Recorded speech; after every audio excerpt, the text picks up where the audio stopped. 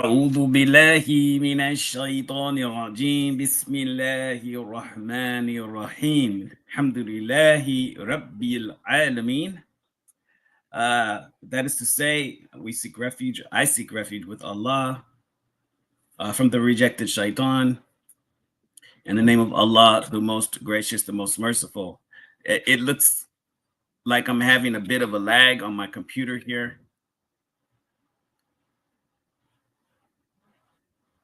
Stop this for a second. SubhanAllah. It looks like I'm having a. So I apologize for the delay in starting the show. I turned off my camera just for a second because there's a little bit of a lag. So let me go ahead and present my slides because that's the main thing today. We have just a short presentation, and let's see if I can get this on here. All right, great. Sisters got it up, no problem. All right. So I turned off my camera because of the internet. So mainly this is just a short slide presentation. And inshallah, it's something a little bit different today. So let me first just open up correctly and properly with a short dua, and then we will begin. أعوذ بالله من الشيطان الرجيم بسم الله الرحمن الرحيم الحمد لله رب العالمين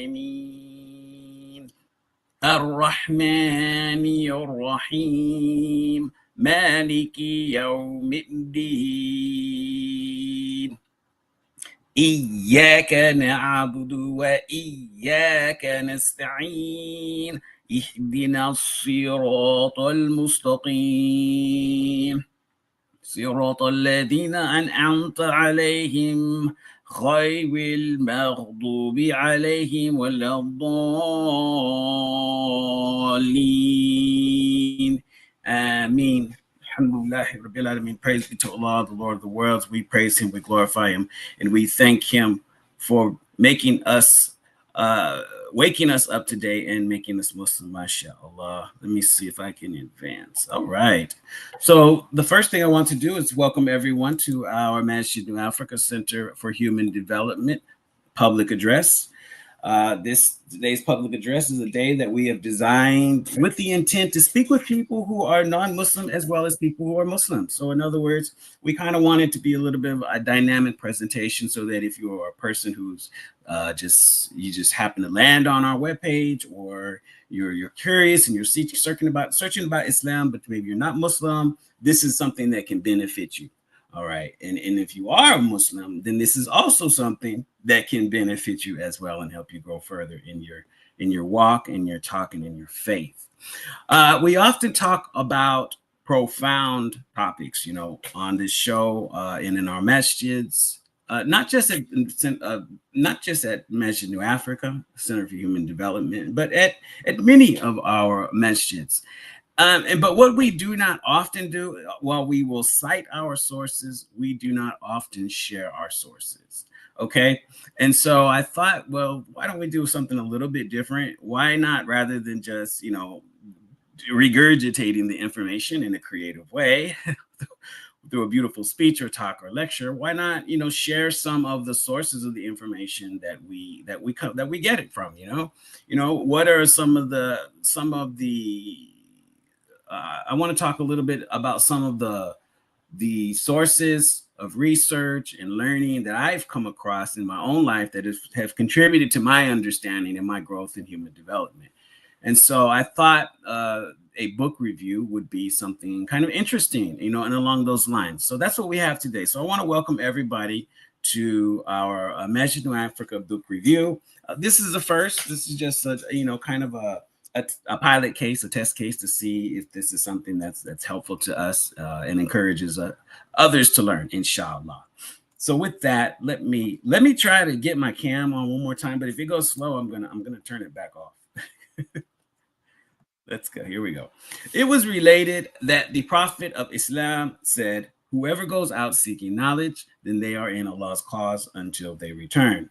Alhamdulillah. This was the source of this is at-Tirmidhi, which is a source of Islamic knowledge and Islamic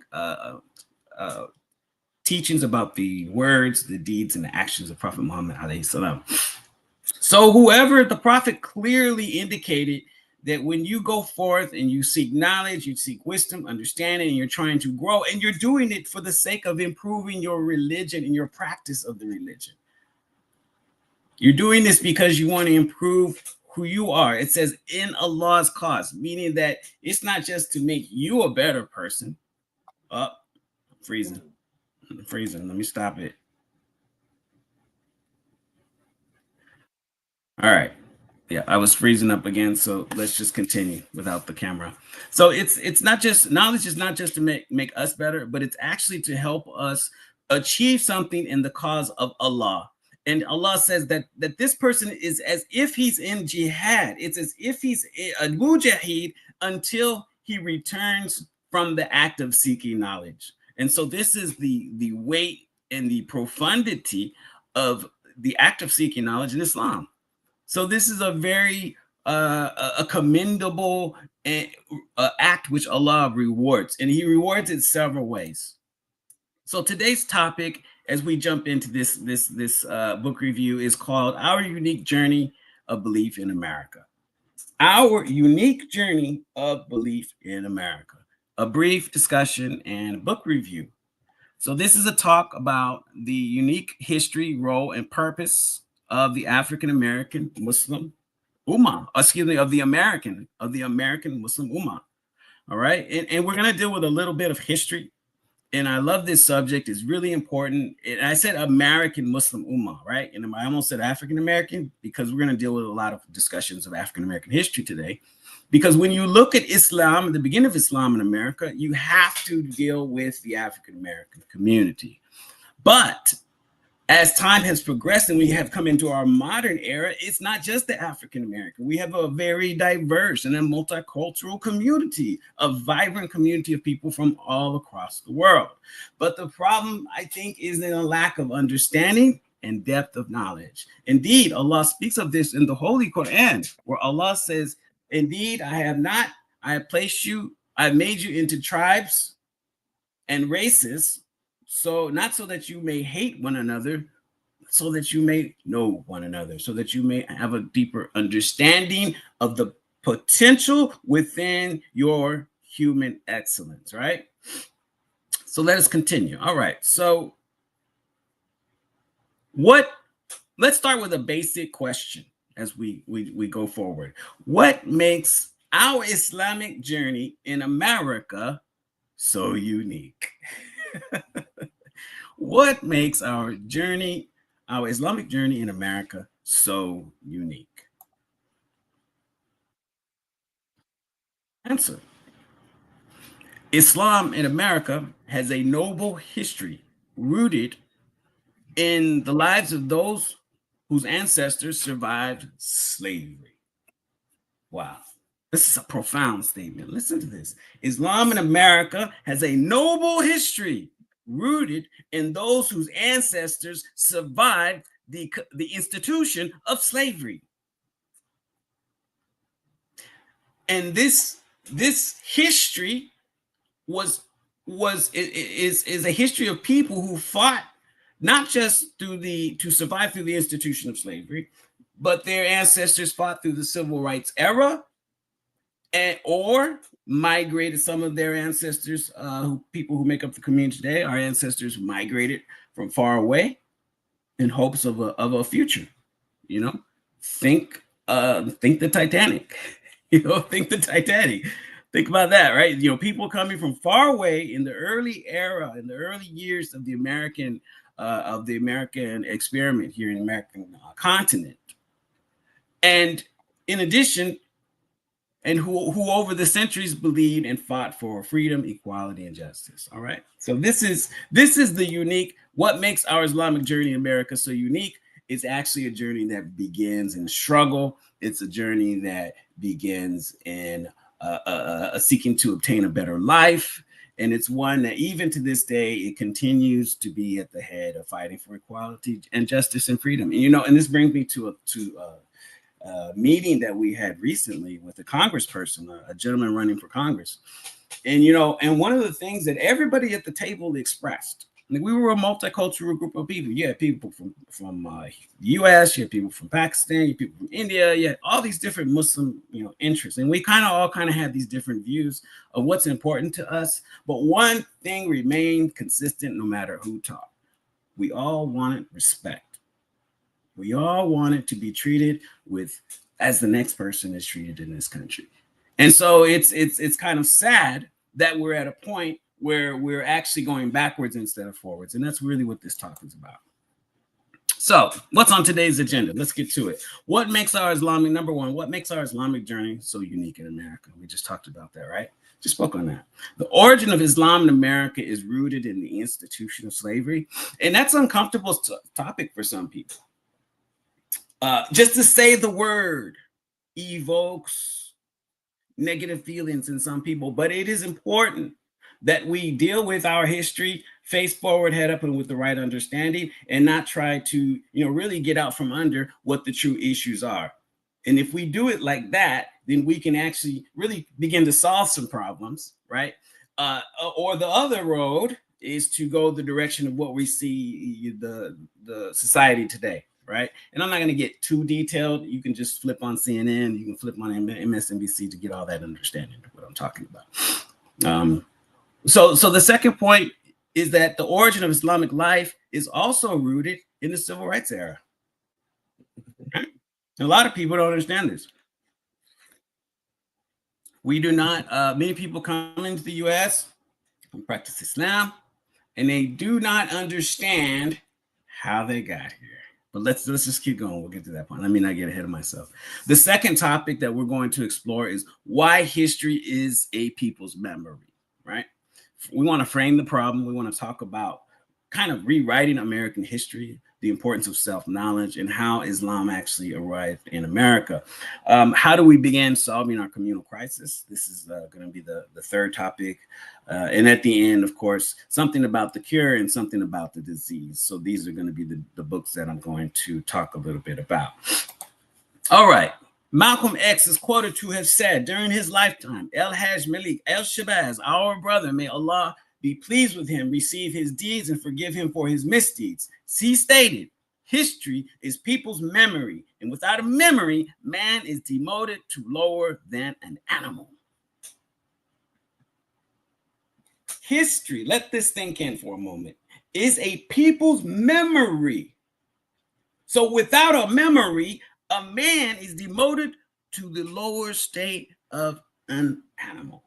La ilaha illallah. Wow. This is a profound statement. I've actually heard this made before, but it was taken out of context, of course, right?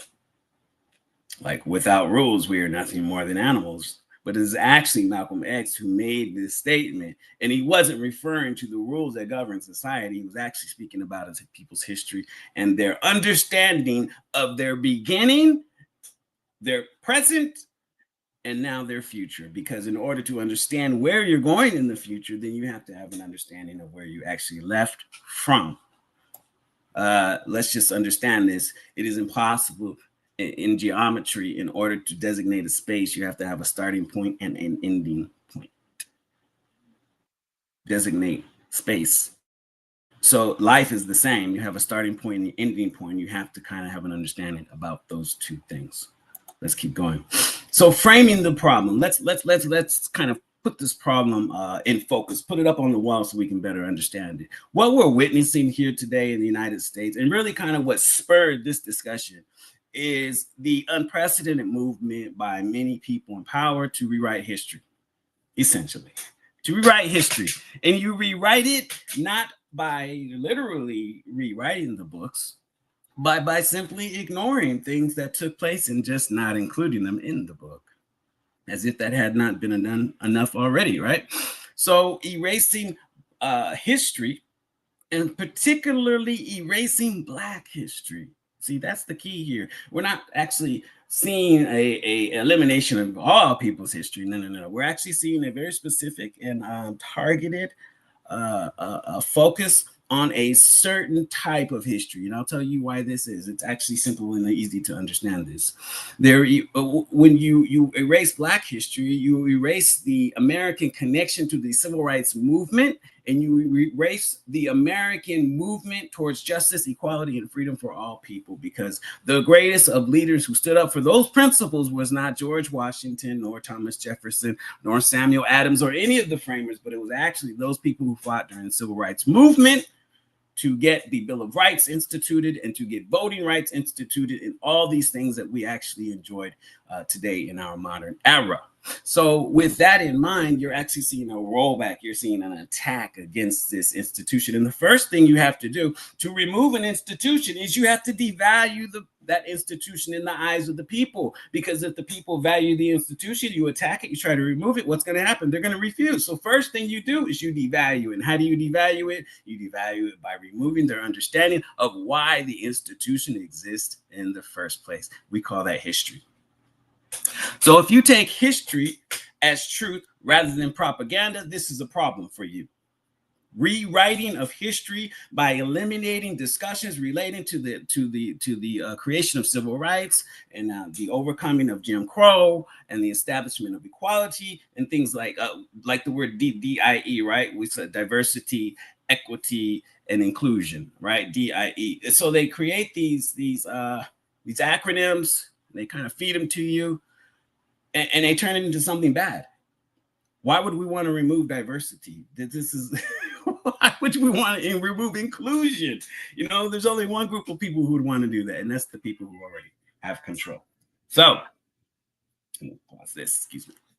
Programs like, so this takes us to the discussion of Project 25. Programs like Project 25 understand this, and they seek to develop a future which convinces them, they seek to develop a future of racist generations. Check this out. This is the key here. They're not trying to improve the people's understanding of race relations. They're actually trying to go backwards and roll back the clock to create the mindset that you had more in the 70s and the 50s and the 60s in the United States, which is a really racist generation that sees only itself as deserving, a privileged group, and then convincing them that their cause is just.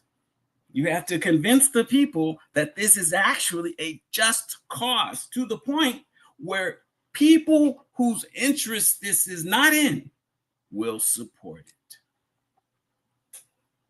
The advancement of white wealth and power. And I'm not talking about just poor white people in general. You know exactly who I mean. Race, power, and those priorities. You see the deportation of people of color and the importation of people without color. And so this can tell you blatantly what their concerns are. So none of these tactics are new. If you study history, this is nothing new to you. The only thing new is the language that's being used to feed it to the people. So denying people awareness of self is the cornerstone, is one of actually the cornerstones of slavery. So let me repeat that. Denying people their appropriate knowledge of self was actually one of the cornerstones of the institution of slavery. Let's keep going. It was said by a wise man named Sun Tzu about close to 3,000 years ago. He stated, know yourself and know your enemy, and in 100 battles, no defeat. Fail to know your enemy, but know yourself. The odds are 50-50. Fail to know yourself and fail to know your enemy. Defeat is guaranteed every time. Ancient man knew that knowledge of self was vital to success on all occasions. And this is the difference, I think, between ancient man and modern man. You see, modern man has a fundamental lack of knowledge of self. Part of this has to do with being beaten over the head with democracy and, the belief that, the opinion of the majority rules, right? Socialism and things like this, all right? And so what this does is it makes a person part of the group and removes his sense of self, right? Removes his sense of self. So having knowledge of self, having knowledge of one's history, having knowledge of one's interest, what's in your interest and what is not in your interest, is vital to your success. Do you know that modern Islam, how modern Islam got to America? Question. Do you know how modern Islam got to America? So if we had a room full of people, we put forth the question, hi, how did Islam come to America? I'm really curious, what kind of answers I would get back. And you'll get back a variety of different answers. But let's check some of these out. So that's what I want to kind of relate this back to. How did modern Islam come to America? The start of modern Islamic practice in America has its roots in the civil rights struggle and the African American historical experience. Point blank. And it's important that I say that, right? For two groups of people. For those who are coming to the United States and they come with an already made, the meal has been set, the table has been set, right? I'm not either. The table has been set and the meal has been spread. Now they just sit and enjoy. SubhanAllah. This is America today for the Muslim. But years back, this was not the case at all, right? You couldn't come and practice your faith and just come into a masjid. The masjids were hidden, number one. Masjids were hidden all the way up into probably like the 90s in many places.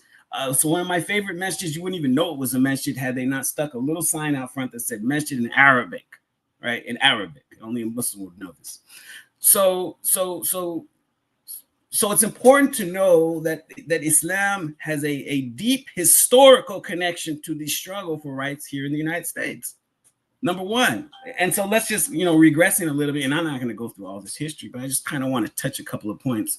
Step one, Islam first got to the United States, and I mean modern times. Now, I could go back into they came before Columbus time discussion. That was a different talk, and I don't want to get too deep into that because it will just really distract from what we're dealing with today. We're not dealing with the Spanish colonization of it. We're actually dealing with something more relating to the last 50 to 100 years, which makes modern history, right? And so the process of de-Islamicizing people actually began in the Bahamas because the Europeans who brought the Muslims to America knew that they had a long experience with Islam. They had fought the Muslims for like 100 years, from 1492 all the way back to the year something like 700 or 800, something like that. Roughly, something like that. But like roughly like 700 or 800 years, you're talking of warfare between the Christians and the Muslims. So they knew about Islam, and they knew about the Quran, and they knew about our beliefs. So the first task was to identify the Muslim slaves and to eradicate their religion from this. Remove complete knowledge of self, their history, their ancestors, and their culture. So this was done in the Bahamas. They had a place for this. This was done in the Bahamas. Second step of that process was once they made it into country, they made it to the continent, which was actually the ultimate destination. Now you could rebuild the new creation, right? You can take the broken human and you could start to rebuild them back up by teaching them things like the Christian religion and the Christian customs and English language and things like this. And their role, their new role. So you took people who may have been a prince or they may have been powerful in the country. Now you've made them like a slave, right? And so that was a process of eradicating their thought. But it still was not 100% complete. Even with all of that, people still maintained a great deal of their Islamic identity and their Islamic culture. In fact, it's notable that history reflects many of the best slaves were Muslims. Many of the best slaves were Muslims. So this was the first contact and the first extensive colonization of the Islamic, of America by Muslim people. It wasn't their choice to do it. It was inadvertent, but it was the first true, expansion of people living on the continent who actually knew Islam and practiced Islam, although they attempted to remove this. Now, the second great arrival of Islam came during the waves of immigration, which started around 1875. So you see, just as they were erasing Islam from the slaves, they were kind of getting it out of them, after many, many generations. then you had this whole group of people coming from the Middle East and from Eastern European who practice Islam, in fact, kind of reviving that sentiment of Islamic thought and Islamic study. And just to give you a kind of an idea, a visual, right? When a lot of people don't know this, and now for those who know this, I know you're just like, brother, I know this. I know, but many people, they don't know this, but I'm going to show you. If you know this, you're blessed. You should teach this to others, because many people do not know what I'm showing you right now. Many people did that, because I surely didn't. I surely didn't until brother showed me. I didn't know that a majority of the Muslims who came from Africa, came over here, were Muslim. And the simple answer is why? Because this is where all the Muslims live in Africa. All right. So you had roughly about a 50-50 split. Some people say less, there's a long, argumentation, but the majority came from right here, which is this with this Islamic area. If you go here today, this is essentially like Nigeria, an Islamic country. These are Islamic countries, and they were brought here, and this is where they were also, just to let you know, brought all along the coast. Brazil, South America, Central America, and ultimately North America, which was last. Some of the colonies in South America are to this very day still practicing Islam. How do we presently begin solving the problems that we're addressing within our communities? It's important to understand that, and when I say communities, what am I speaking about? Well, African-American Muslims, we have like a multicultural identity, because there's part of us, we identify with the worldwide religion Islam, but secondarily, we identify with our struggle here in the United States. So I'm kind of referring to both. I'm kind of referring to the cultural communities, and I'm also referring to Islamic communities as well. To me, these two things are really not separable. Maybe in some people's heads, they think they're separate, but they're not.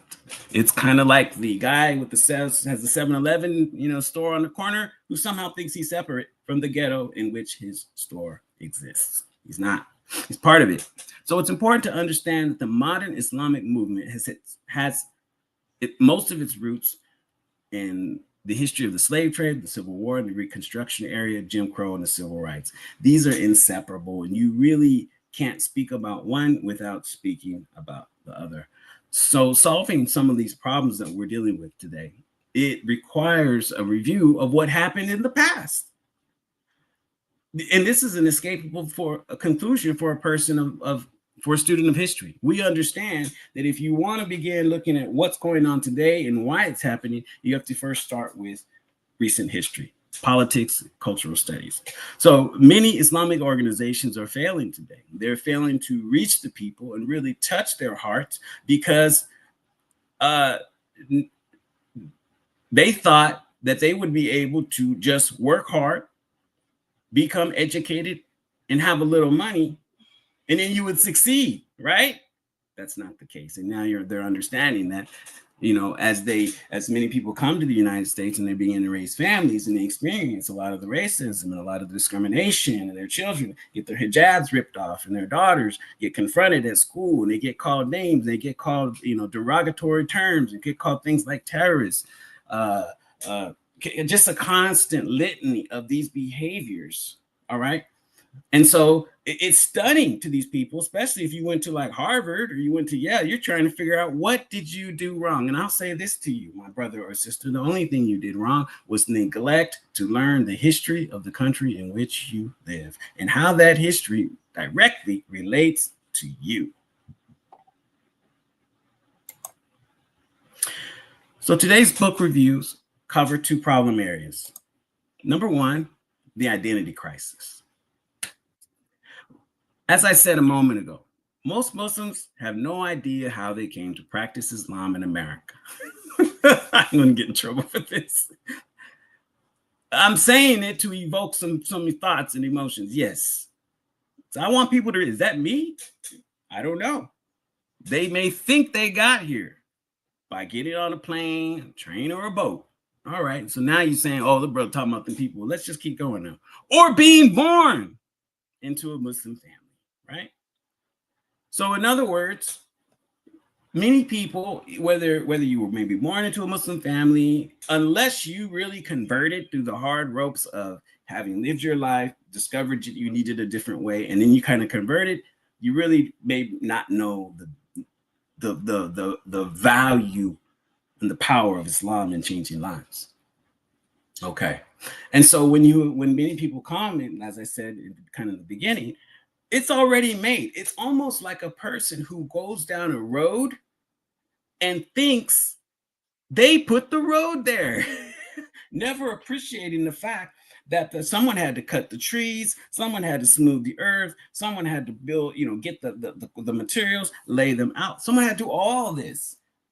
And so when Muslims come to the United States, it's like that person who goes down the road, never giving a second thought to the people who laid it for them in the first place. And we always do that, right? All the time. We're riding out there. We never think about the people who put this road here for us. But when it comes to Islam, we have to give reflection on this. And this is why you see this dichotomy in the Islamic community where we're kind of going two different directions, because there is a lack of understanding of how our lives are actually intertwined like this and not like this.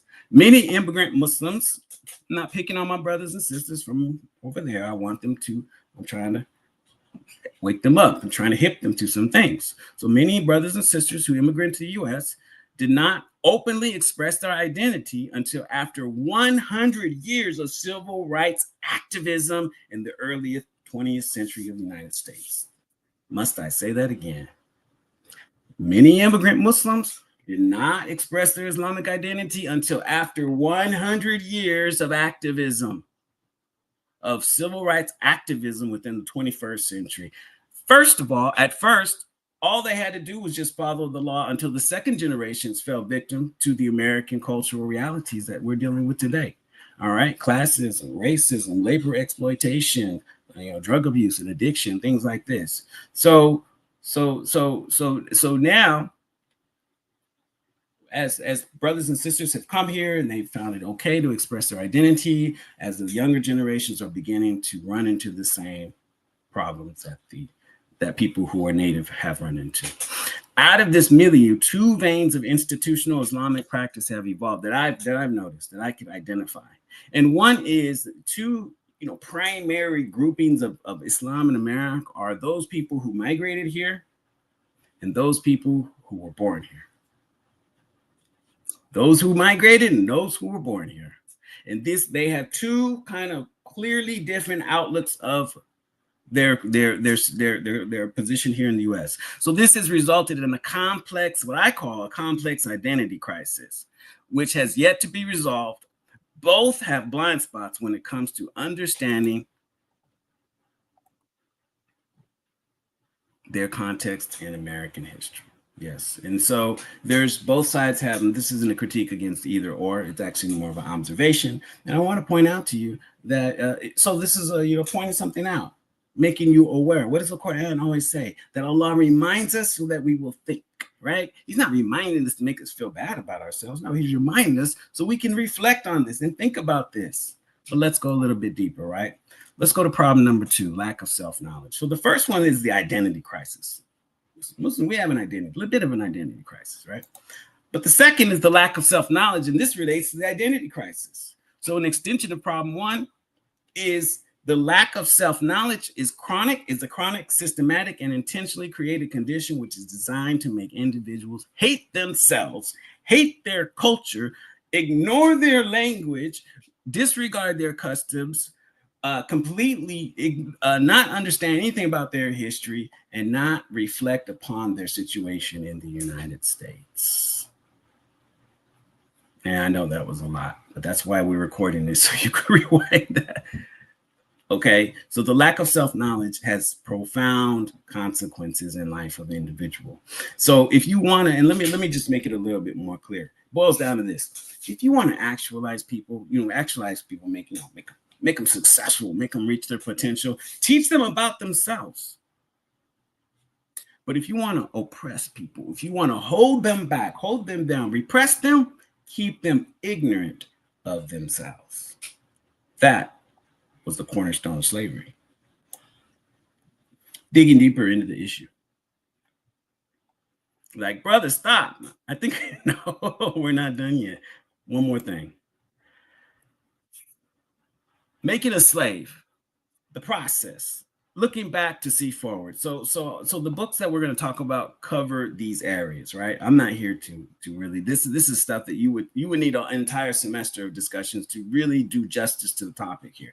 All I'm doing is kind of breaching the subject matter, kind of putting it out there in order to inspire individuals to do their own research and to think about what's happening as you're watching Project 25, and you're watching, people of color be deported while people without color be imported. And you're watching these things, and you're watching a ban on Muslims, but yet you see, Muslims coming into the country, yet you see this man over here, with some of the most powerful Islamic leaders in the world, right? So, making of a slave is, so I put this because it's important to understand it's not the racial aspects, it's what's happening here. Listen to this. It's all psychological. So the 5 pillars of slavery are all psychological in nature. This is why this is a profound topic that we really have to dig deeper. The symbols and images, the language and words, the customs and norms of a people, the values and their beliefs, their art, and their technology. All of these are the 5 pillars of slavery, and all of them are psychological. There's no whip in there. There's no chains in there at all.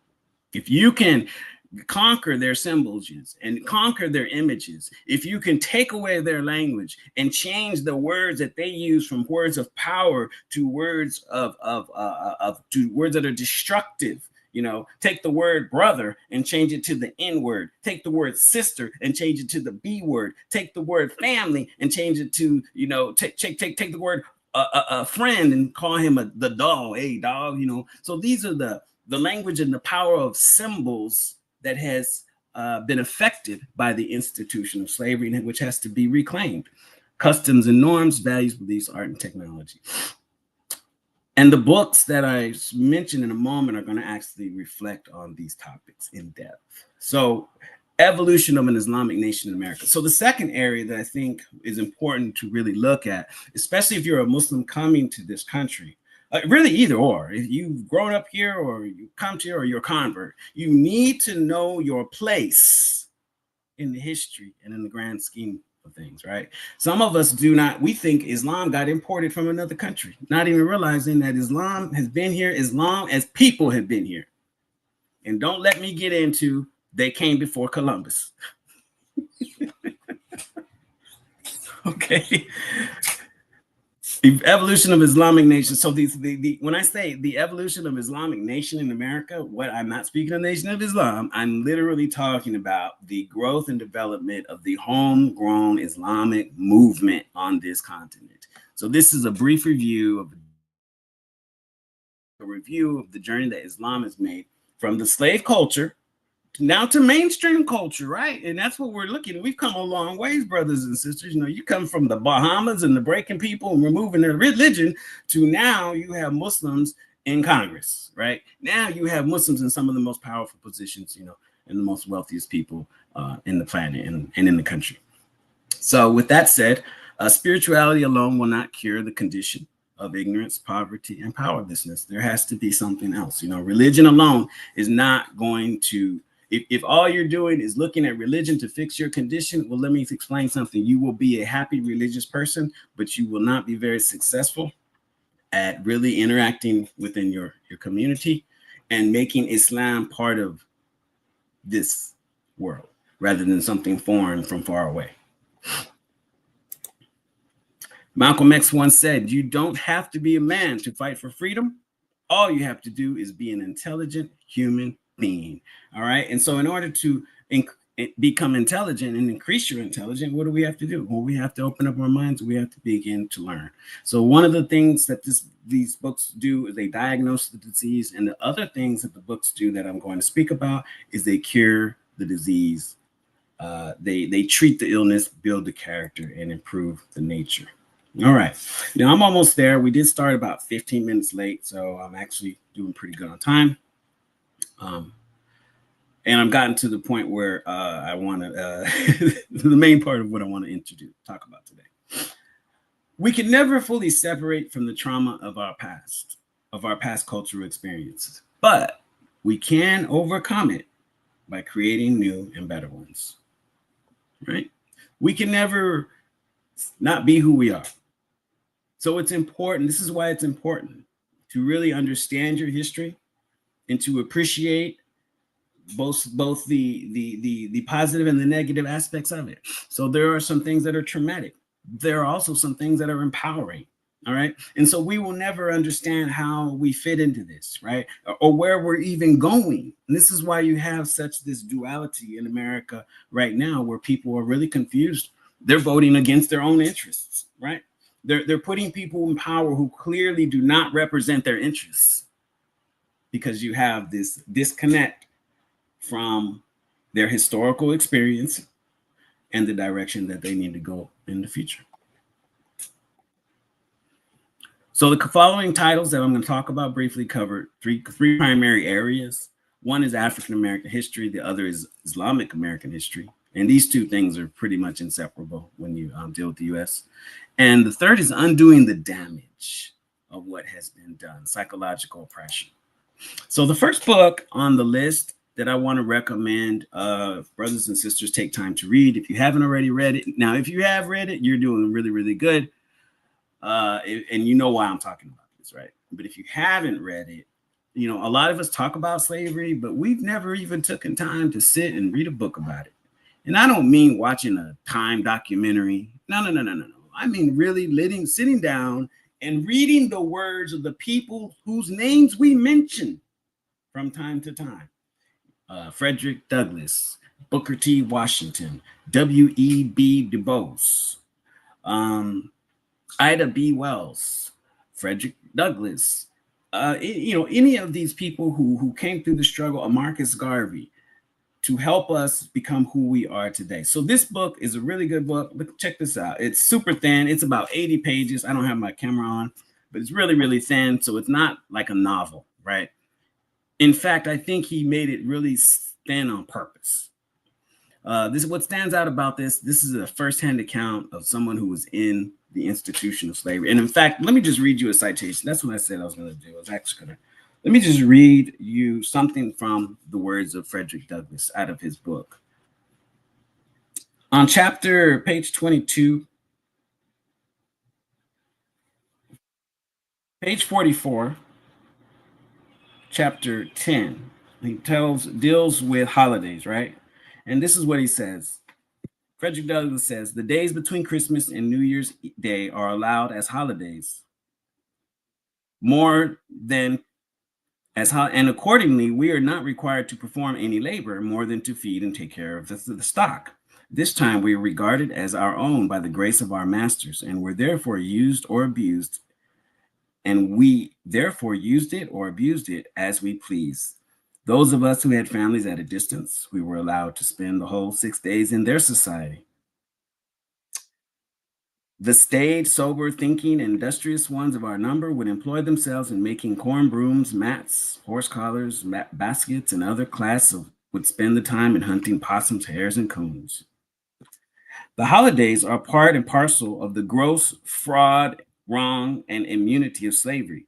They are professedly a custom established by the benevolence of slaveholders. But I undertake to say it is the result of selfishness and one of the grossest frauds committed upon the downtrodden slave. They do not give the slaves this time because they would like the slave to have their work during his continuance, but because they know it would be unsafe to deprive them of it.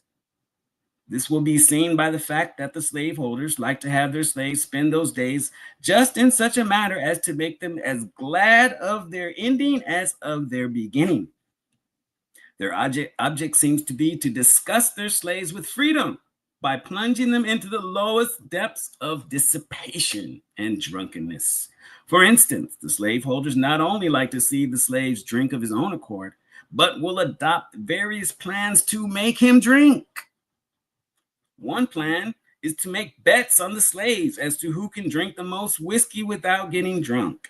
And in this way, they succeed in getting the whole multitudes of slaves drunk to excess. Kind of sounds like a freak off. I swear it really does. It sounds like a freak off. But you know, you get it. Wow, you can see that. It's really vivid. It kind of sounds like college, in fact. You know, this is what teenagers today do at college. They drink to an excess, and they force upon each other to see, who can drink the most, et cetera, et cetera. But now we see that there was actually a historical precedent for that behavior. Thus, when the slave asked for virtuous freedom, the cunning slaveholder, knowing his ignorance, cheats him with a dose of vicious dissipation, artfully labeled with the name of liberty. Dissipation is basically like distraction. So he distracts this, slave with the beer and the drinking on the weekends or on Sundays. Sundays, basically, they had one day, so that he can't think about his condition and his situation when he's got time off. The most of us used to drink it down, and the result was just what might be supposed. Many of us were led to think that there was little to choose between liberty and slavery. So, in other words, he's saying, we stayed so drunk that we just assumed that freedom really wasn't anything important. So we were okay being slaves. We felt, and very properly too, that we had almost as well be slaves to man as to rum. Back then it was rum. These days it's fentanyl. In the 90s it was crack. In the 70s it was heroin. It's always something. So when the holidays ended, we staggered up from the filth of our wallowing. We took a long breath and marched to the field, feeling upon the whole rather glad to go from what our master had decided deceived us into belief was freedom, back to the arms of slavery. Wow. So that's just one, it's like the way he says, I could never have, put those words so vividly or painted such an amazing picture of just that one little situation, just that one little aspect of the institution of slavery. And it had nothing to do with whips or chains or any of that. It was totally psychology. And so if people understood that that was being done to their ancestors and that they were perpetuating this behavior, they might be inclined to think twice about their behavior. But the fact that we make no connections between what we see today and what happened in the past is one of the reasons why we are destined to repeat our traumatic history.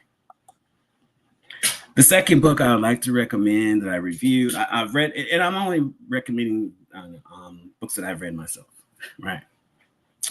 And I feel that I didn't just read it, but it actually helped me grow. It gave me something. A good book is one that you don't just read once, that you go back to it several times. So the second book title that I would like to recommend anybody, this is for all Muslims, especially someone who maybe you came to the US and you have a bad opinion of African-American brothers and sisters or African-American Muslims. You need to read this book right here. This is for you. Islam, Black nationalism, and slavery. So, Frederick Douglass gives you the bird's eye view, and you can see his words are so amazing. They're so vivid and they're graphic and just perfect. He uses excellent words about, what it looked like from the inside. But this book here, is amazing because it covers, it's about a 250 page book, so it's really not that long, but it goes from the origin of Islam.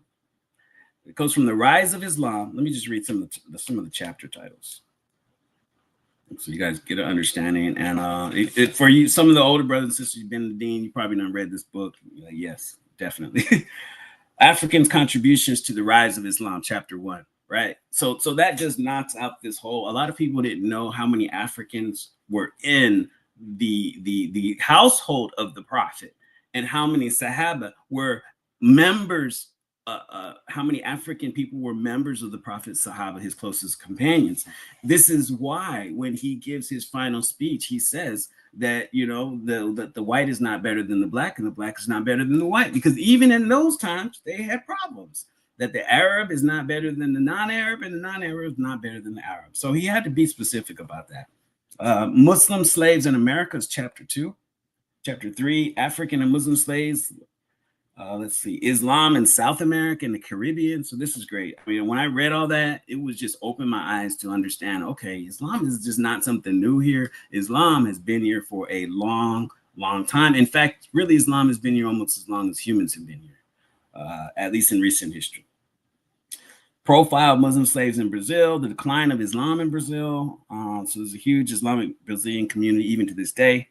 Black religion versus nationalism, Islam in post-Civil War United States, Islam and Black nationalism. So these are really great because it starts to get into, you know, the Garveyism, Noble Drew Ali, the Nation of Islam, Malcolm X. And so he just does a great job at connecting the institution of slavery and the transition through the civil rights period to really to our modern day era and the people who received it. And he finally ends it with discussions about the current Muslim Ummah. He discusses, you know, some other communities that also have developed that were coming about at the time, and of course the contributions of Imam W.D. Muhammad. And so for those who do not understand the contribution of Imam W.D. Muhammad, this is a book that is good for that. Really, really good title, and I would recommend it. I mean, it goes for like $10 or something like that.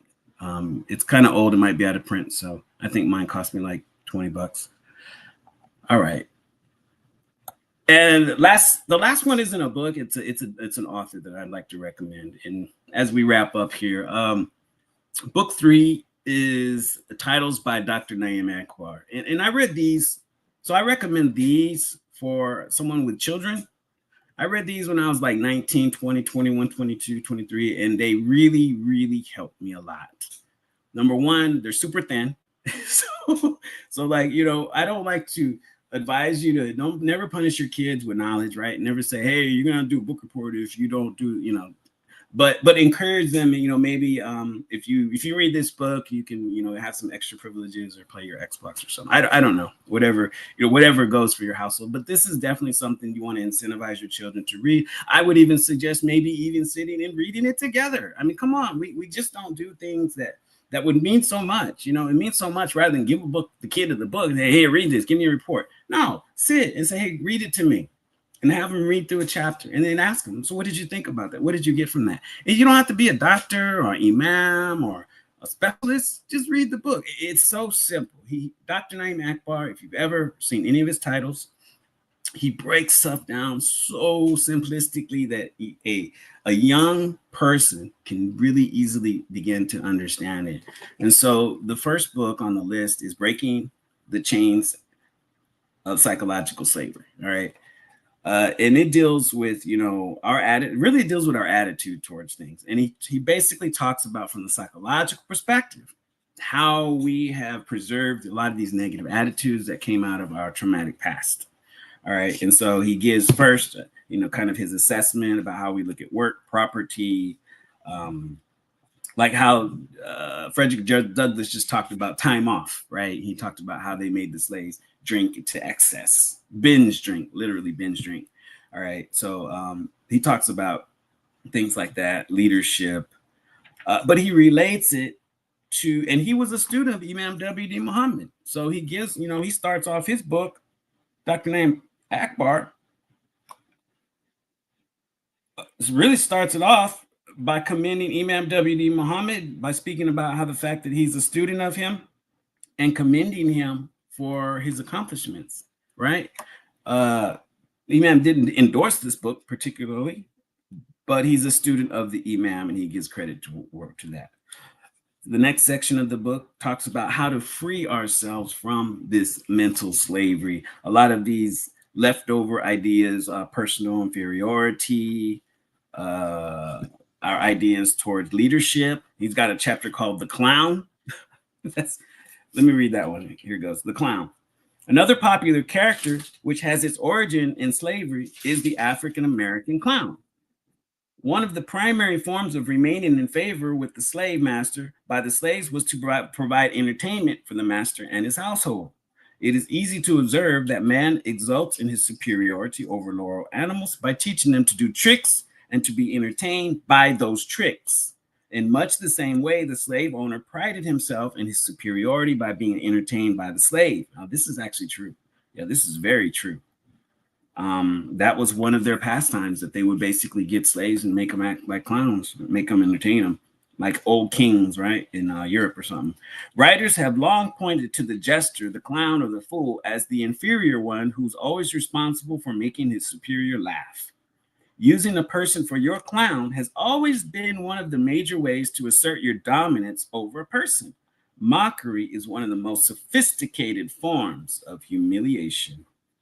And he goes on kind of out of time, so of course I'm not going to belabor the point. The second book that I want to is Know Thyself. That's also by Naim Akbar. Excellent. Another one, very thin. It's only about 75 pages. Really good for a young person. I read it when I was about 19, and it helped me. It helped unlock. It just put things in perspective, and it put a lot of my behaviors in perspective. You know, once you realize we grow up knowing, having watched movies like Roots. We watch Roots. We watch Mississippi Burning.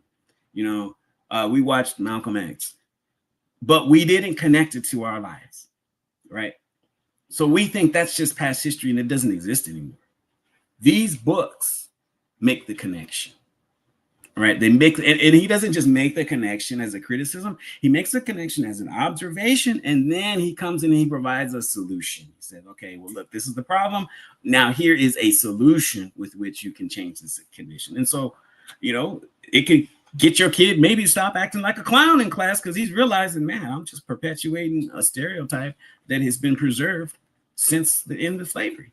Wow. Now that is definitely life-changing, you know. And so this is what we need to teach our youth. This is what young people need to begin to understand. You know, even if maybe we'll read one of these books as a group or as a community, that could be helpful as well. For example, the last book right here, and I haven't had a chance to read the entire book. I'm reading it at this moment. It's called The Community of Self. This is one of his older titles. Great book. And you know that he's one of the Imam's students by just the title of that book, The Community of Self, right? Motors of the self, senses of the self in the community, the emotional ego, organization in the self. So he's dealing with, you know, the ego. He's dealing with the individual. And, you know, as I started a little while ago, I made the statement that I read a comment from Malcolm X, you know, that people who does not know their history. Let me read it correctly, right?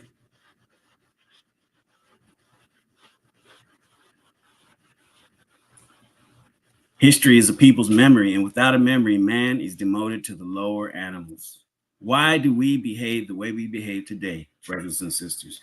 Why is it so easy for a brother, one black man, to kill another black man, right? And I'm going to be clear about that because I'm sick of it myself. And just really feel nothing about that. They don't, just kind of like have no feeling, think that this is norm, it's okay, it's cool. You know, why is it okay? Why are we feeling that it's okay to get on the media and start talking about someone we don't even know? We never even met him, you know, and just start talking about it, pick a fight with him, create a whole beef. And, you know, why do we feel we need to do this? Where's this coming from? Well, read history. Read history. Find out who you are, because this is what I did. This is how I found myself. So I'm giving you, brothers and sisters, access to some of the tools that I used in my own life to improve myself, and the tools that were handed to me from other brothers that came before me. Inshallah, this was helpful. Inshallah, this will be something that can benefit brothers and sisters to look deeper into these issues, to begin to study, crack a book. You know, books are going away. Spend time and study, and know that whenever you're seeking knowledge, you are in the company of Allah, and He looks at you as if you are on jihad. So may Allah reward us. As I conclude today, I really thank you for your attendance, for your attention to this matter, for watching it. We thank Sister Latifa for getting us set up with our StreamYard studio today. She's one of the precious members of our community that really keeps things going and making these lessons available to the general public. So we definitely want to make dua for her, that may Allah bless her and continue to help her to help us, right, and help His cause. In conclusion, you know, brothers and sisters, take time to learn about the contributions to what the world is today. Don't never walk with your head down. Don't ever feel you have to take your kufi off. Don't ever feel as a sister you need to remove your hijab, or for some reason you don't have a right to exist in this. And I don't care if you came on a boat, train, automobile, or if you were born here and you know your line of relatives all the way back to the first slave ship. Whoever you are, know the contributions that your people have made, and you will know the contribution that you need to make. Number two, and with that last statement, actually, though, just to remind you of a comment that quote that I remember: if you don't know where you're going, any road will get you there. Right? If you don't know where you're going, it doesn't really matter what road you take. But if you do know where you're trying to get, then the road you take is critical. That leads us to step number two. We have to understand that much of what we're seeing today comes out of our history of trauma. And I understand this better now as a medical professional because I'm in the medical field, right? And we deal with a lot of sustained trauma. And oftentimes you find what's motivating a person at 50 was trauma that happened to them at 5. And so this is no different for human societies. Human societies can experience the same thing. So without knowing when the dysfunction began, why it began, it's really impossible to know what remedies that need to be taken. So studying these books, spending time with your family to open one of these books rather than the television, turn off the TV, get off the internet. They're not going to give you the food you need for growth. They're going to continue to distract you, send you down wild rabbit holes. If you notice, the algorithm never sends you anything beneficial to your real growth. It just sends you things that are it thinks you find entertaining. And most of that is really not very healthy, I would say. A lot of that stuff's just no good. But these books are written by people who took a lot of time and a lot of effort to find the truth and present the truth the best way they know how. Knowledge of self-knowledge from the cradle to the grave. Know thyself. This is one of the most important principles. What did I say before? That a people who does not have knowledge of self will not be successful. Knowledge of self is critical in every occasion. Teach others, your children, your spouses, your family members, and your community. O ye who believe, save yourselves and your family from a fire whose fuel is men and stones. May Allah reward us all. May Allah bless us all. It is narrated by the companion Umar al-Khattab. The Prophet ﷺ said, there is no relationship between Allah and anyone except through obedience to him. So may Allah make us obedient to him, loving to him, and submissive to his way of life in Islam. He heal our hearts. May he bring us together as a community, binding us to one another in love and faith and honesty and sincerity and respect, inshallah. I thank you, brothers. Shukran. I thank you, brothers and sisters, for your attendance today. And we ask Allah to forgive us of our sins and have mercy upon us. If Sister Latifa is still here, I'll let her make a couple of announcements. One announcement that she may not have, so I will go ahead and make it. We do have an upcoming event at the Masjid. Let's see if I have. What can I do with it? And as soon as I get off, I'm going to find it. Okay. See if I put my camera. Inshallah. So can we read this? And of course I will read it. Okay, we can't read it. All right. Community conversation presentation upcoming in 2 weeks.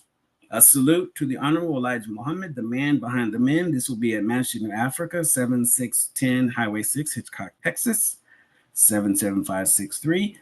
This will be 2 tilings, 2 sessions on Sunday. We will broadcast it, but we're actually going to have it at the masjid as well.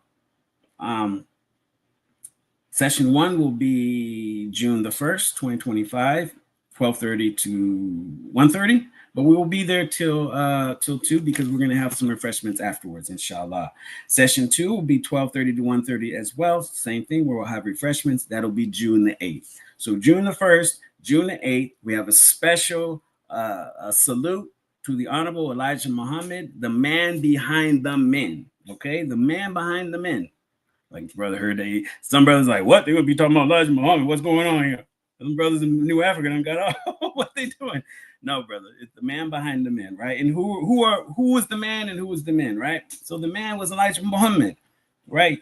And who were those men? Imam Haywood Talib is going to speak. This is his presentation. He'll be giving it for those 2 Sundays. He's going to speak on the men as well as the Muhammad, Malcolm X, Muhammad Ali, and Louis Farrakhan. So we expect this is going to be excellent, provocative, right?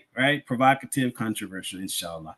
We invite you all out, and I'll now turn over the final announcements to Sister Latifa. Thank you. Assalamu alaikum. Wa alaikum assalam, Brother Imam. Thank you so very much. And you know what? Your presentation was filled with knowledge. And I'm so glad that this presentation was done this time, at this time, as opposed to February, which is how society has us conditioned, only to learn and only to seek knowledge about our history during, quote unquote, African American History Month or Black American History Month. So that was is so beautiful. I mean, and I put the books, the periodicals that you mentioned in the chat, so people, our guests and our audience, can go back and refer to those. And also I invite them to go back and just review your presentation today, because it was so much knowledge. You did it justice, but we just say alhamdulillah, a wealth of knowledge, Brother Imam. So thank you very much. And you know, can I add something, sister? Sir? Sister, can I add something? Yes, sir. Absolutely. I wanted to just whet the appetite. Mm-hmm. You know, the real breakdown is in these books. Yes, sir. That was the key here. Like, I was just wetting, like, the stuff I just barely touched. You know, yes. There's so much that we can't give in these little hour talks. So please encourage brothers and sisters, yes, take your time and open some of these texts, inshallah. Thank you, sister. Inshallah. And with your discussion, inshallah, it'll be a part 2, a 3, a 4, a 5, a 6. Inshallah. Well, thank you, Brother Imam. And we will, I will put that announcement that you made, the men behind the man. Yes. Correct? So the salute to the Honorable Elijah Muhammad, the man behind the men. Okay. Inshallah. And I'll type that and I'll submit you I'll send it to you on text. Yes, sir. Inshallah. All right, then. Well, thank you very much. I'll make a few more brief announcements. I'll keep you there. Inshallah. Is that okay, or take you out? Which would you prefer? Okay, there we go. All right. So again, we'd like to thank our resident Imam Amir Al-Khatib, for the beautiful, beautiful and knowledgeable presentation today. Just a few basic brief announcements. As always, we invite you to join us every Friday for our Jummah prayer, and every Sunday every Jummah prayer on Friday at 1:30, and then of course every Sunday at 12:30 for our public address in Thailand. We also invite you to join us on Thursday night at 6:30 to 8 p.m. for our Quranic studies class, and this will be held on site only at the masjid. It will not be streamed. And again, please join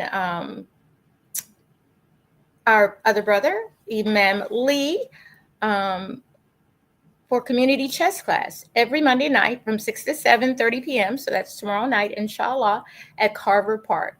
If you need any additional information, please contact Imam Lee at 281-691-3787 for additional information. And as always, we couldn't do this work. We could not continue without your generous donations.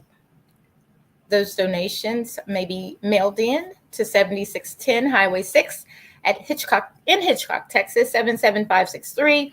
You may make a donation via paypal.me at Masjid New Africa, paypal.me/Masjid New Africa, forgive me, and at CASHAPP at $Masjid New Africa. And again, we are so grateful for any and all donations. And as a reminder, again, we have an upcoming event on June the 1st and June the 8th. As Imam Amir mentioned, it's a salute to the Honorable Elijah Muhammad, the man behind men. W.D. Muhammad, Muhammad Ali, Malcolm X, Louis Farrakhan, presented by Imam Hayward Talib, inshallah. And let me say, Imam Warthuddin Muhammad, our brother Muhammad Ali, our beloved brother Malcolm X, and the Honorable Louis Farrakhan, inshallah. Presented by Imam Hayward Talib. Okay, we ask that you always subscribe to our YouTube and Facebook pages so that you may stay informed and up to date with any and all of our events, inshallah. We ask that Allah continues to protect and guide us. And with that, we wish you a wonderful week, and we leave as we came and say Assalamu alaikum on behalf of our resident Imam, Imam Amir Al-Khatib, our wonderful community of believers, and our supporters, and of course our community. Thank you. Have a great week, everyone. Assalamu alaikum.